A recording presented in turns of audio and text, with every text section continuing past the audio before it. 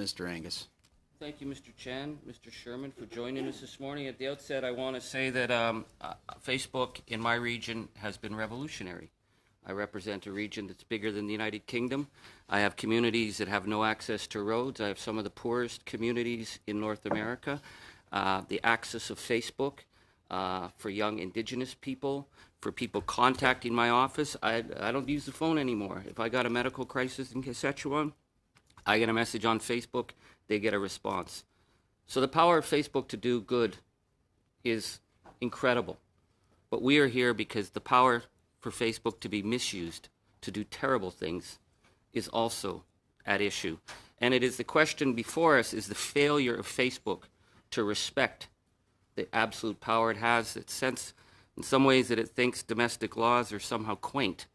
I was very surprised this morning to learn that Facebook has shifted 1.5 billion users from Facebook Ireland to Facebook California to escape the GDPR. So, Mr. Chan, will you tell this committee that as an act of good faith, you will immediately implement the GDPR for all users in Canada for Facebook? I think I'll let Rob address that one. Mr. Chan, you represent Facebook Canada.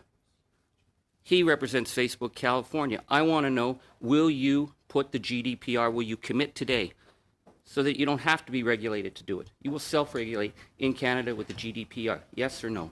Sir, I'm not aware of the point that you just raised. I'm not familiar with that point that you say you've just learned.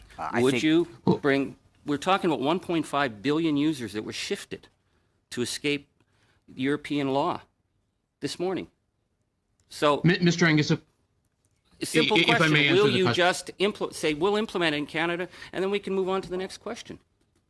Mr. Angus, our plan is to provide the same privacy controls and settings that we're offering in GDPR, the same engagement, the same engagements on the same topics to people in Canada that we're offering. Will you in implement GDPR. the full GDPR? I mean, you tell us you're going to do tweaks. Why would you need to move 1.5 billion users out of the range of the European law? So I want to be clear. Prior to today, prior to our data policy changes, Canadians were served by Facebook Inc. in California, and the entity with which they contract was Facebook Inc. That remains the same, so there's no change with regard to Canadians. Okay, I mean, we're here because of a social app that Alexander Kogan used that gave him access to 85 million users that was transferred to a political entity that may have undermined elections around the world. And when Facebook became aware of this, Facebook claimed that this was absolutely not a breach. How can you be trusted with self-regulation if in the face of such a massive misuse of data that Facebook did not tell anybody because they thought it wasn't worth telling them because it wasn't a breach?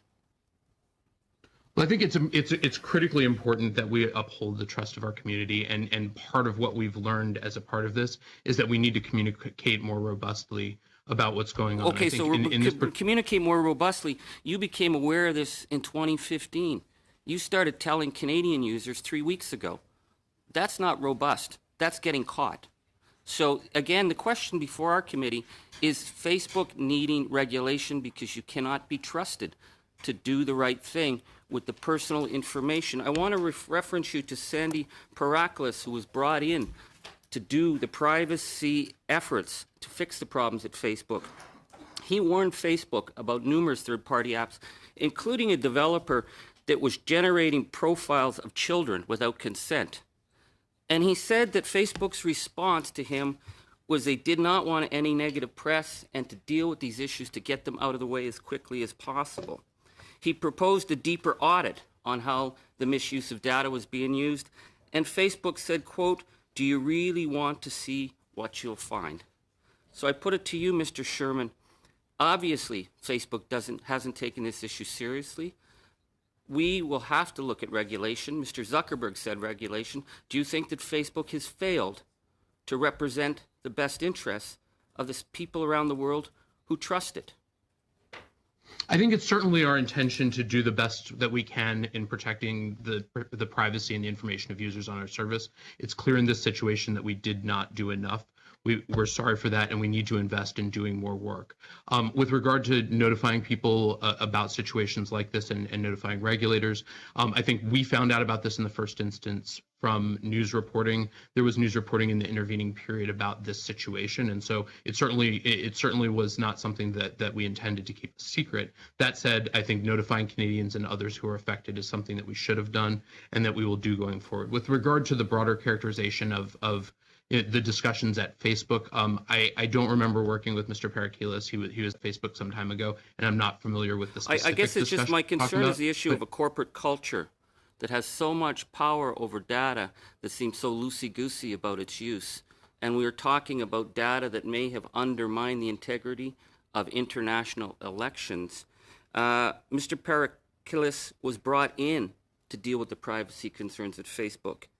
And he said that the overriding issue, time and time again, was to get the negative stories to stop. So 3 weeks ago, in the middle of an international investigation, Facebook suddenly announced that they were taking the privacy concerns of Canadians seriously. Are you here, Mr. Chan, to engage with us on the issue of regulation? Or are you just here to try and make the bad stories stop, which seems to be, as Mr. Pericles said, Facebook policy?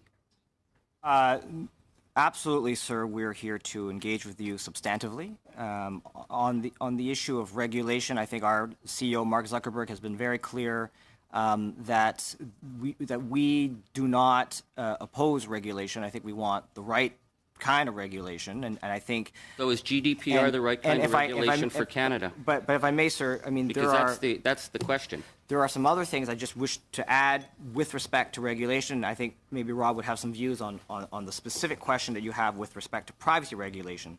But I just want to point out to the committee so that people have this in mind is I think for a lot of the things, and Mr. Angus, you touched on election integrity, in many respects on that front, we are not waiting for regulation. We think it's the responsible thing to do, to be proactive and to do things now when we can. And so with respect to two things, one is view ads. Our ad transparency test in Canada, there is obviously, as you know, members, no obligation to do that. We are actually rolling this out. We've tested it first in Canada. It was up until this week the only jurisdiction anywhere in the world where that was in place. And again, there we are being proactive. We're not waiting for regulation. We're doing the right thing based on what we learned coming out of the U.S. presidential election and the abuses that did happen on our platform. The second one I would speak to with respect to regulation, again, Mr. Angus, is with respect to our Canadian Election Integrity Initiative. There is a report, as I mentioned in my opening statement, from the Communications Security Establishment that talked about the potential cyber threats to the next federal election. There are a number of things in there. There were two that clearly we had a piece of the responsibility for. Again, cybersecurity and misinformation. And there, again, I just want to respectfully submit that we are not waiting for regulation. We are taking action now to address this well in advance of the federal election. Maybe I'll turn it to Rob about. We're at time.